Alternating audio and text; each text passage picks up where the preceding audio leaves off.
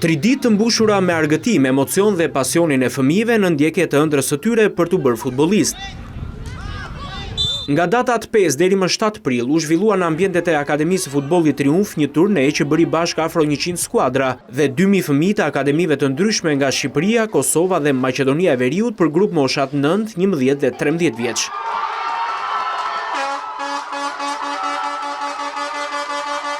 Me mbështetjen e Federatës Shqiptare të Futbollit në atmosferën plot energji dhe entuziazëm, qëllimi ishte një dhe i vetëm, promovimi një stili jetese të shëndetshëm për fëmijët dhe nxitjen e frymës së bashkëpunimit përmes sportit. I pranishëm në finalet e këtij turneu ishte edhe presidenti Armand Duka. Një turne vërtet shumë bukur, me pjesëmarrje shumë bukur, me vërtet një festë sportive. Dhe kjo është qëllimi ynë që të kemi sa më shumë të tillë, që të afrojmë sa më shumë fëmijë. Andi Lila, si një prej organizatorëve të eventit, theksoi rëndësinë e aktiviteteve të tilla në zhvillimin fizik dhe social të fëmijëve.